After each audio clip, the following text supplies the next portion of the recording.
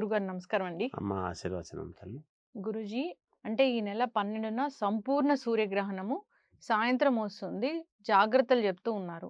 అంటే మనకుందా? మన తెలుగు స్టేట్స్ వాళ్ళు ఎలాంటి జాగ్రత్తలు తీసుకోవాలి? ముఖ్యంగా గర్భిణులకి ప్రత్యేకమైన జాగ్రత్తలు చెప్తారా? అవన్నీ ఉంటాయా? దేవాలయాలు మూసేస్తారా? ఇవన్నీ కూడా వింటూ ఉన్న సందర్భంగా ఏం చెప్తారు? శ్రీ మహాగణాధిపతయే నమ. ఐం మహాసరస్వత్యే నమ. శ్రీ లలితాంబికాదేవియే నమ. అమ్మ, గ్రహణం, సూర్యగ్రహణం, చంద్రగ్రహణం అనేటువంటివి ఆయా సందర్భాలను బట్టి సహజముగా వస్తూ ఉంటాయి. ఈ గ్రహణం అనేటువంటిది ఏమిటి అంటే సూర్యుడి యొక్క ప్రభావాన్ని రాహువు అడ్డం రావటం హ్మ్. అనేటువంటిది, అంటే మింగటం అని హ్మ్. అంటాం. మింగడు కానీ ఆ వెలుగుకు అడ్డం రావటం అనేది జరుగుతుంది. హ్మ్.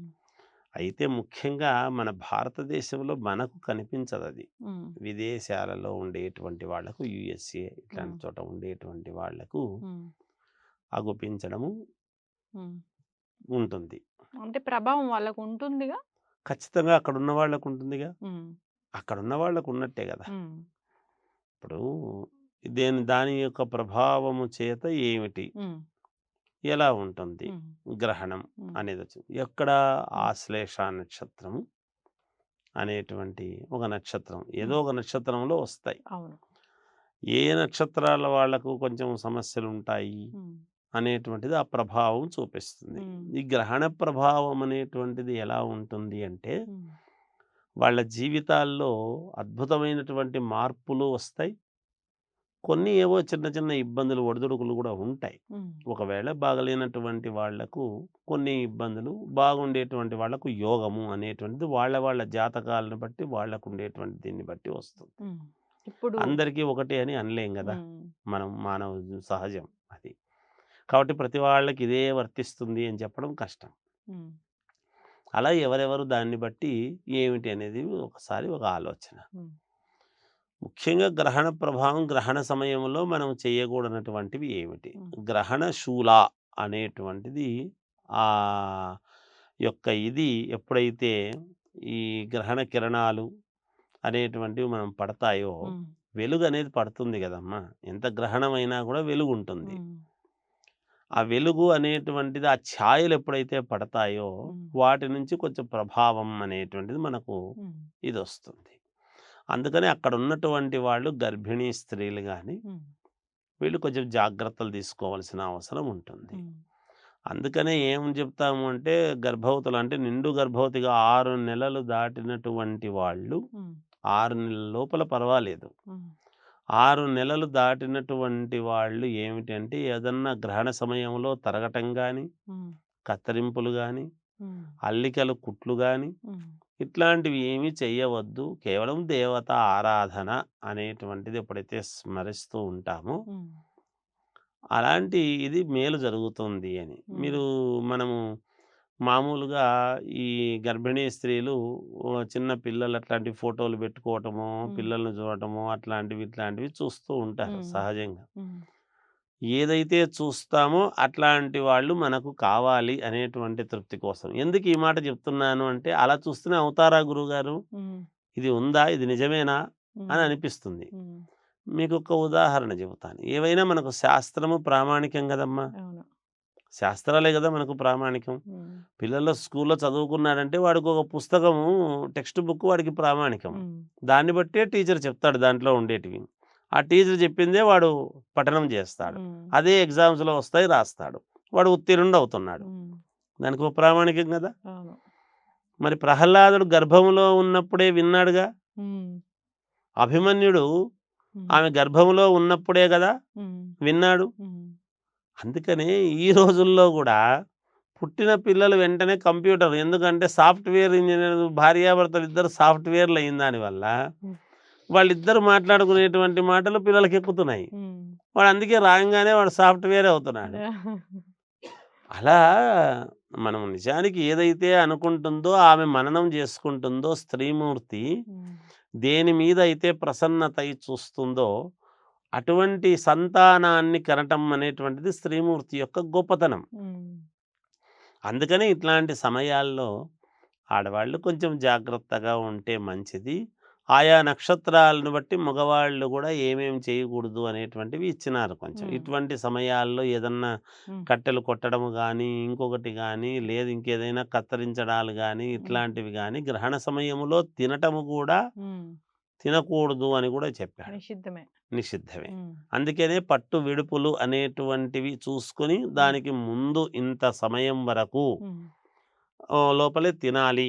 హ్మ్. అంటే నమలటము, చేయటము ఇదంతా గూడా మన దృష్టి దేని మీద ఉంటుందంటే తినే తిండి మీద ఉంటుంది. అది ఇప్పుడు నములుతూ ఉన్నప్పుడు, అమెరికాలో చేస్తున్నప్పుడు. అలాంటి దేశాల్లో ఇప్పుడు ఏ దేశాల్లో అయితే ఈ గ్రహణ ప్రభావం ఉంటుందో అక్కడ మన తెలుగువారు ఉన్నారు. వాళ్ళకి మీరేం జెప్తారు? పట్టు విడుపు సమయాలేంటి? ప్రత్యేకంగా తీసుకోవాల్సిన జాగ్రత్తలేంటి? ఏ రాసుల వాళ్ళకి ఇది ఎక్కువ ప్రభావం ఉంది?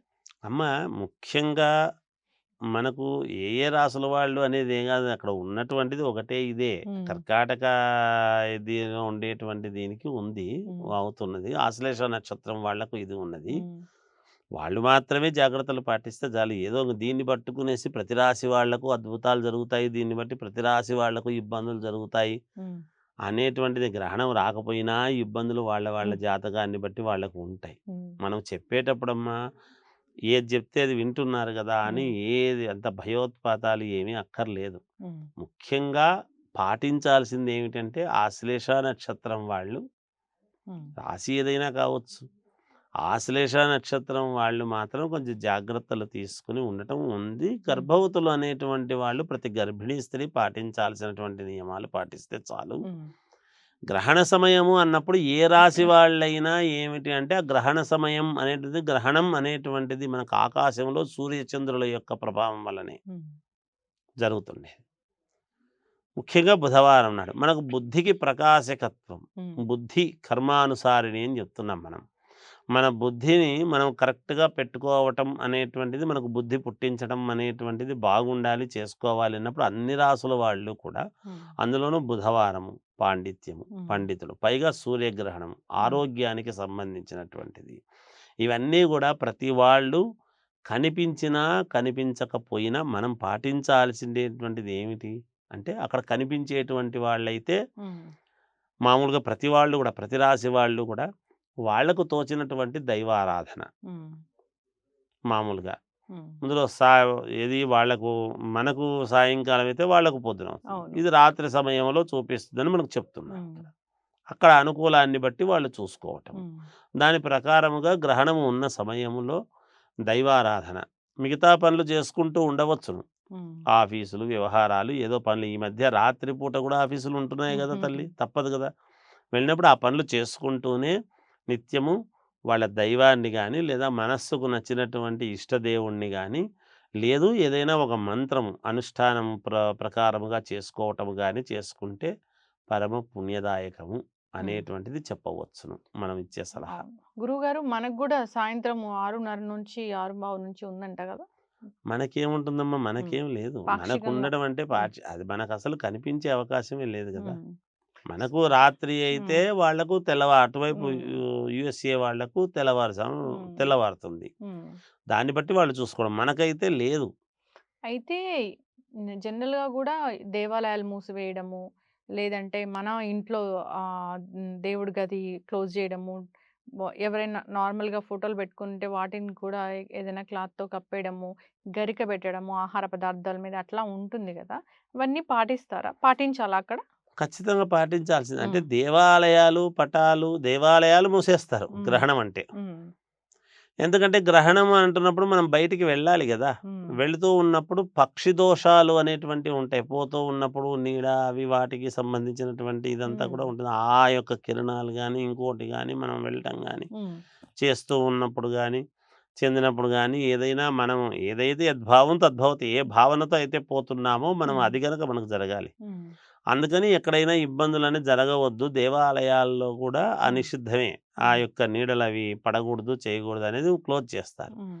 మనం ఇండ్లల్లో ఎందుకు ఇవి వేస్తున్నామంటే ఊరగాయలు నిల్వ ఉండేటివి ఉంటాయి. హ్మ్. ఎక్కువ కాలం నిల్వ ఉండేటివి బియ్యము, హ్మ్. తర్వాత నూనెలు, హ్మ్. మరి తిరగవాత గింజలు, హ్మ్.